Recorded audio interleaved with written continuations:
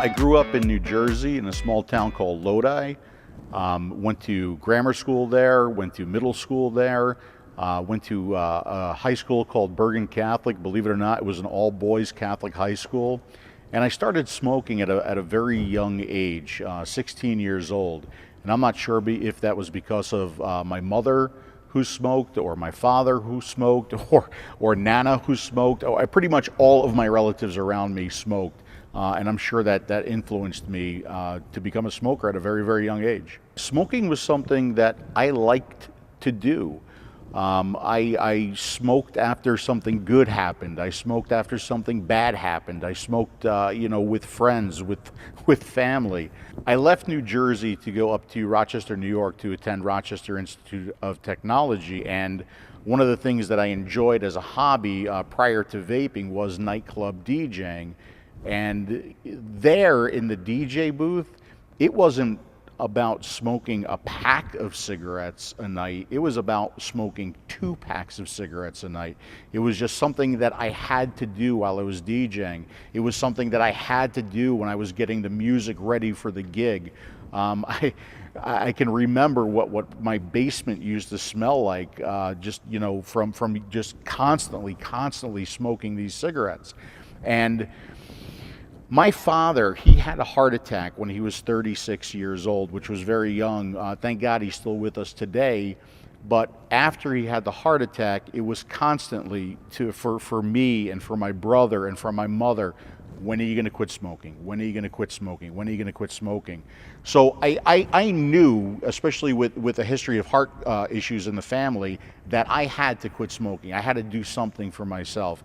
So I did. I quit smoking. And I used, believe it or not, lollipop sticks. That's the first way that I got off of smoking, because they behaved a lot like a cigarette. So I would use the lollipop stick, and no actual lollipop on the end, just the stick. And I would chew on the end of the stick, and the nasty little spitball, that was the ash. I would actually sit the stick in an ashtray. And I was able to use that method for a full year that I wasn't a smoker. And then Nana passed away. Okay, so my grandmother passed away, and I don't know if it was the stress of that or the emotion of that, but I literally went back to cigarettes the very, very next day as if I never quit at all. So the struggle was back, and the struggle was real. So then I tried some of the other methods. I tried the lollipop stick again. That didn't work. So I tried the patches, and I tried the gums, and I tried the pills. The pills worked really good for some really interesting dreams, but they did nothing to curb the smoking. So Dad's constantly on my back, when are you going to quit, when are you going to quit? And I heard about these electronic cigarettes.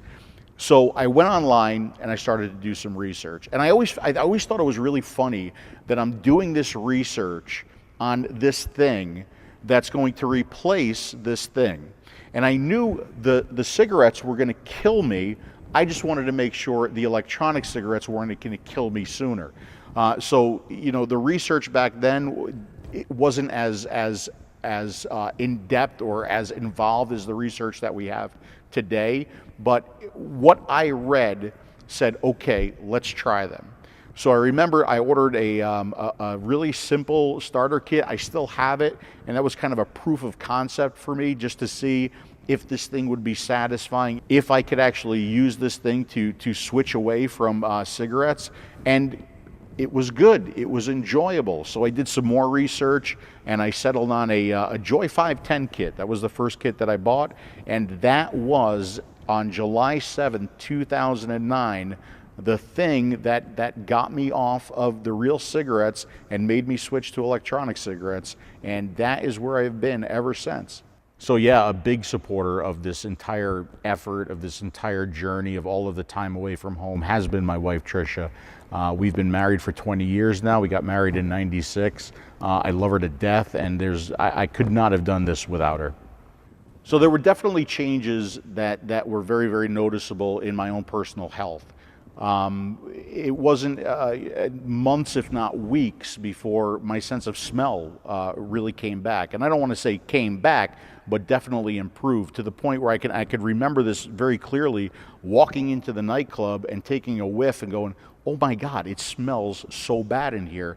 So much so to the point where I actually contacted the cleaning crew and I told them to step up their game a little bit. So that was definitely noticeable. A couple of the other things too, breath, my breath came back. I didn't get as winded as I did in the past. This one was a big one for me. After a night of DJing, after smoking the 2 packs of cigarettes, the next morning, that first full breath of the morning, it was riddled with pain. That's the best way I could describe it. There was a heaviness of the chest. There was pain on that first full breath. That would go away during the course of the day, but since vaping, that hasn't happened. But one of the most measurable things that I could think of was I take less sick days now. I have always been prone and susceptible to upper respiratory tract infections. Just ask mom, she'll tell you. But now, since I have been vaping, July 7, 2009, I haven't had a single upper respiratory tract infection since I made the switch to vaping. I attended Rochester Institute of Technology. I was in the Computer Engineering Technology program, which was 1/2 hardware, 1/2 software. And I got picked up as a co-op in my junior year. And the company that I went on co-op with liked what I did, so they did wind up hiring me full-time. And that was my career with that same company, although they changed names like 20 times. I was with that company up until the point where I left that industry to move into the vaping industry. When I first started vaping, it was really interesting back in those days because I would go to a party with my little electronic cigarette, and I would have no fun at the party with my little electronic cigarette because I spent all of my time explaining what it was. Everybody was so curious. Everybody was so fascinated by it. How does it work? Where do you get the liquids? Where can I get this? And they were as excited about it because it was so new as I was. So a lot of my friends and a lot of my family got interested in vaping as well. So what I would do is I would get these products, kind of test them out on myself, and I would send emails. And this is kind of how the whole review thing started. And I had a bunch of friends that I would send emails to. Hey, check out this tank, it works really, really well. Hey, check out this cartomizer, it works really, really well. So that's kind of where the whole review thing started. After the emails, I realized that maybe I could help out some more people because the information was a little bit sparse back then. So I started writing text reviews on the ECF, one of the biggest electronic cigarette forums out there. And then I said, okay, because I was kind of coming off of the whole nightclub DJing hobby, and I wanted to, continue with some of the entertaining aspect. So I made this funny little video, and I can remember it was an order from electronicsticks.com, and I had ordered some cartomizers, and I was kind of influenced by the likes of Grim Green back then, Scott, I Get You 69. And I saw the reviews that those folks were doing, and I said, well, you know what, let me just do something, but let me be funny about it. So I'll never forget, in this order from Electronic Sticks, with the cartomizers that I ordered, they also sent me a pen. It was just a pen with their logo on it. So I did a review on the pen as if it were a pen-style electronic cigarette. I was trying to get vapor out of it. I made a big joke out of it. And a couple of people commented to me, and they said, yo, that was pretty funny. So I said, all right, let's continue with this. Let's continue with this. So I started doing very, very simple reviews, but then the products got more complicated. And I said, I can use the entertainer side of Phil Busardo along with the engineer side of Phil Busardo, and I could put those two things together and I could produce some really quality videos with some really good information for people, but kind of put it in a very, very approachable way with a sense of humor in there as well. So when I started doing these reviews, two things happened. Number one, they got real okay? And number two, they got important, okay? So when they got real was when I made this transition, because I always said I was a low profile vapor and I just wanted to use small devices. I didn't want to use anything that looked like a science experiment. And this is back when cardo tanks came out. So I thought, well, you know, if I'm going to review, I got to look at a little bit of everything. So I'm going to have to take a look at these cardo tanks. So here I am walking around with this little stick battery and a giant cardo tank on top of it, and I said, this looks like a science experiment. But you know, that's when like reviewing became real for me. So when it became important to me was when I received the first email that said, "Hey Phil, you saved my life. I don't smoke anymore. Now I vape." And I was like, whoa. I mean, you know, that kind of put it into perspective for me. And I always say to this day, you know, don't blame me for that. I have no way of reaching through YouTube. I have no way of knocking the cigarette out of your hand. Give yourself all the credit for that. Maybe I just helped a little bit. But that's when I realized just how important what I was doing was. So the original idea behind tasteyourjuice.com was a place where I could put all of the information into one single place, right? So people could come and they could see the videos, they could see the photos. More important, if I had like an experience with the product after the review, I could do post-review follow-up on Taste Your Juice. But then, I mean, the site just kind of grew and blossomed from there. And I tried to make it an all-inclusive site, not only just with the reviews, but a lot of additional information on vaping as well. So I came up with this idea to create a line because I kind of took a look at what was going on in the industry and I identified a bit of a hole, okay? So I've been saying a long time that maybe the industry has lost its way a little bit when thinking about the vapor and not thinking about the smoker. So, you know, I saw a lot of lines coming out with like, you know, the flavor of the month or, you know, very, very high VG liquids. And I think that's great. I think it's great that there's a lot of variety out there. I think it's great that people are choosing how they decide to vape. But, you know, there was that hole that I saw, and I thought maybe, you know, maybe I could create this line that would fill that hole and potentially help out a smoker in the process. The creation of the line has been quite the journey with a whole lot of miles in there as well. A really good friend of mine, Sean, invited me to go out and visit Flavor Art. Okay, so they're one of the major flavor providers for electronic cigarettes. So I did. I went to Italy, and it was one part to tour Flavor Art, but in the back of my mind too it was thinking about, is this the correct flavor company for my line? And what I saw impressed the hell out of me. The facility was amazing. The attention to detail was amazing. The people there were amazing. But what most impressed me about Flavor Art was their dedication to safety. I mean, they have the Clearstream project there, and they're dumping a boatload of money and time and research and energy into ensuring that their flavors are as safe as possible.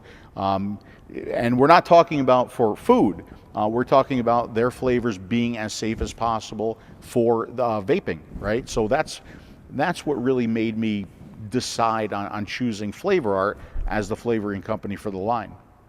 So I get back from Italy, and now I'm excited, okay? And I'm more excited than ever than to come out with an e-liquid line, because I have a reputable company in Flavor Art. I've met with them. I have a personal relationship with them. I've toured the factory. I know what they're involved with research and safety. But now I need a manufacturer. And I've seen a lot of different manufacturing plants, but I was looking for something a little bit more, something more so than what I was getting with the other manufacturing plants. So once again, I asked Sean, I said, you know, who do you think? Who should I go to? Who should I talk with? And he recommended Molecule Labs. So I got in touch with, and he introduced me to Mike, and I said, I'd really like to come out there and see the facility. So I did. And in meeting Mike, in seeing the facility, in meeting the other people involved, in seeing the level of professionalism and the additional services that they offered, I knew this was the right fit. I absolutely knew it was the right fit, and I'm glad I made the decision. So one of the really cool things about working with Molecule was that they invited me down to see everything and be a part of everything, right? So, I mean, I got to stand on the line, I got to see my bottles being filled, I got to see them come down the line and get labeled and get packaged by you know, all of the workers that they have there. I got to be involved with the QC process and really get in there and work with Mike and with William to make sure that the qualities were meeting my standards and certainly meeting their standards. So it was really cool to be part of the entire process, start to finish there. Yeah, I'm really excited with how the label came. I love the simple, clean, elegant look of it. I love the chrome look to the B. Which is actually a combination of a P and a B for my initials. You have the nicotine level clearly identified right under the B. The flavor names, again, very simple, very descriptive as to what the flavor actually is. Warning labels were really important to me and properly done. And something else on the bottle which was important to me too was the gauge. Okay, so, you know, if you are concerned with how much you're vaping, you can certainly see that by the use of the gauge, and I'm really happy with, you know, how Mike made that work for it. Okay, so now I've got my flavorings. I've got flavor art, and I've got my source or my raw materials to create flavors. And I've got Molecule Labs. So I've got my flavor company that I'm really excited to be working with. I've got Molecule Labs that I'm really excited to be working with. And I have a whole bunch of ideas, right? I've got these concepts for flavors. And I wanted the concepts and I wanted the flavors to be important to me, to speak to me, but, you know, to also kind of go along with the journey that I took when I made the transition. But the ingredients are just, they're raw materials, right? So we have a whole bunch of puzzle pieces, but we have to put these puzzle pieces together to make the full picture, right? And that's where I said, you know, Mike, I need your assistance here, because I just kind of got into doing a little DIYing myself. I put together a little lab in my basement, but I needed more experience there, right? And that's when Mike introduced me to William, who is the flavor artist at the company, at Molecule Labs. It was a very, very hands-on process, and it wasn't just William sending me liquids or recipe variations. It was me traveling to Molecule at least 3 times to actually sit down with William, get very, very hands-on with the development of the flavors, take part in the development of the flavors, you know, get in the lab to talk about quality control of the flavors, looking at, you know, different, you know, the nicotine levels, the clarity of the flavors. I mean, right to the tubes that we're going to be putting out, the amount of pressure that the tube can take before, you know, it breaks down, the seal breaks down. So it was an extremely hands-on process and kind of labor intensive. A lot of people ask me, well, how come you're not trying my liquid? Well, because I was totally into the development of my own flavors for the past year. I wished I had kept the number of bottles that William sent to me, and maybe even kept track of how much we vaped together, because it's a long process and it's not an easy process. I mean, we sat in the lab for hours on end, going through different variations of the liquids and trying to add this and take this away, until we finally got to a product that I'm super happy with, excited to have out there, and sincerely hope that people enjoy as well. And William and I, we got along pretty good for the most part, but we have a great relationship, so much so that I really wanted you guys to meet him, so I did bring him here to be part of this video. So I've got William, the flavorist from Molecule Labs. Thanks so much for being here and being a part of this. Great to be here. And being part of the entire process too. And by the way, it's not Will, it's not Bill, it's not Slick Willie, it is William. William.